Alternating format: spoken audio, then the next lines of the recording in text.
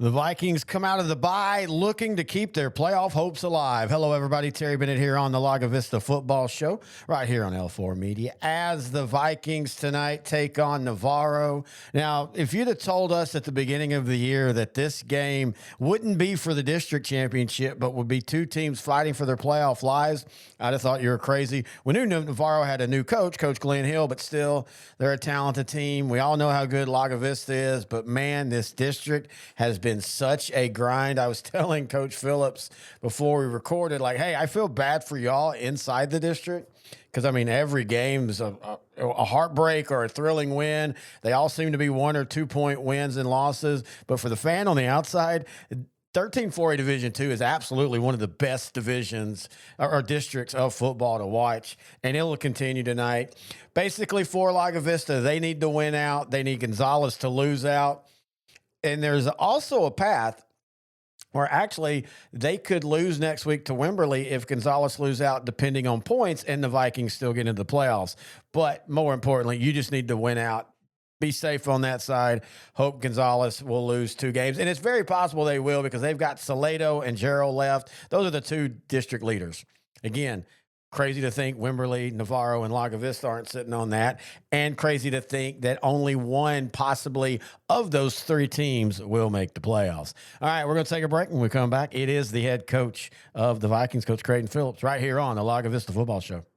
Here at L4 Media, we talk high school football, 4A, 3A, and 2A in Texas. We talk East Texas sports. We talk NFL, guy talk, movie, and booze. We also talk wrestling and so much more. And you can see it all on our YouTube channel at L4 Media Company. Like and subscribe. Terry Bennett back here on the Lago Vista Football Show, now joined by the head coach of the Vikings, Coach Creighton Phillips, coming off your bye week. First off, I have to ask, how much relief was it finally getting that district win last week against Smithville 46-7? That was big. You know, the cloud that was over our head, the proverbial weight that was on our chest, to get that off and to get the ball rolling in the right direction for us was big. You know, I thought the kids played good. You know, flew around, had a good time, and we're kind of relaxed, but executing at a high level. You know, completed a really high percentage of passes. You know, blocking percentages were good. You know, we didn't give up too many big plays, and so all aspects of the game were pretty sharp last Friday, and gave us some needed relief from the pressure. Did that, you dropped 40 on them, I think, in the first half. You're able to play some other guys, and then you go into the bye week. And again, talking about the pressure relieved, how was the bye week? What was the attitude like? Because y'all know you're still got your backs against the wall, but you do see a path to the playoffs. You know, bye week is always it's a week for us to rejuvenate. You know, you would hope to have it earlier in the season, maybe right before district or early in the district, so you can get healthy again. And so we took that opportunity to get healthy, to do some mental things, just to try to get our legs back underneath us. You know, we don't trade film till late in the week. So and the way the district falls, we don't get any film on Navarro or Wimberley until the weeks that we play them, pretty much. And so we don't have anything to study until we do film trade on Wednesday. And so, anything other than just working on our own self was about the only thing that was possible. So it was a good week to, be introspective and reflect and get our legs back underneath us. We had some fun. We always have a JV freshman combined. We split them up and have a blue and gold game, and I let the varsity kids coach them on Friday morning. So that was big fun during the week and a good distraction from, kind of the pressure that we'd put on ourselves in the situation that we were in, and, allowed our kids to come back and be hungry for the preparation that it takes to beat Navarro the next week. You brought up a good point, and you said it before on the air, and then me and you just talking off the air. Even through that tough loss, against, the really good teams in district, and it's one possession here, one possession there. You've always said, though, each week after, your kids have had a good attitude about it. They have not got that down on these losses. They really haven't. I think after the Gonzalez game, that was tough. That was something that we had to overcome. That was a big stressor. That was something that we needed, and it didn't happen. And so we definitely had to, we had to have some team meetings and refocus and all of that. And so to get the win against Smithville kind of erase some of the negativity or the doubt and the question, anything, and that pressure. And so that was good to get that off. The kids are, really focused. It's been a really good week of practice this week. I don't think it's, maybe it is the pressure. Maybe it is our backs against the wall. We have to win. But it's been a really good week of practice one way or the other. And so I think the kids are as prepared as they're going to be. Now, you had said earlier about, the way y'all's district matchups fell. You didn't get to see Navarro tape till the week of. Normally, that wouldn't be a big deal, but this year it's a different Navarro team with a new head coach, Glenn Hill, a new system. When you look at the film, what are your thoughts on the Panthers?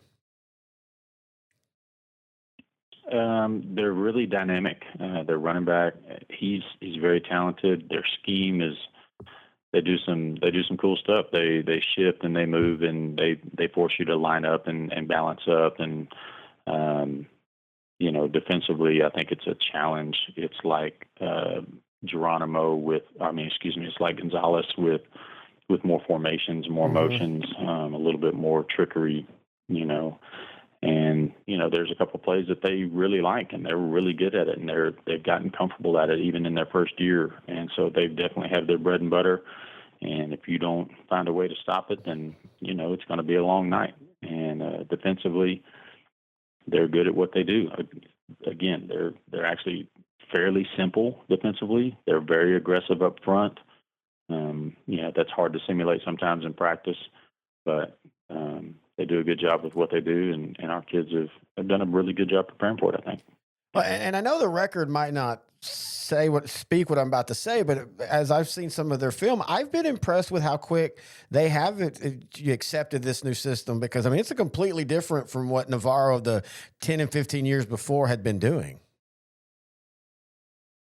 Yeah, I think they've used maybe the mentality of what the kids have done in the past pretty well. They've done a good job of hanging on to some of that.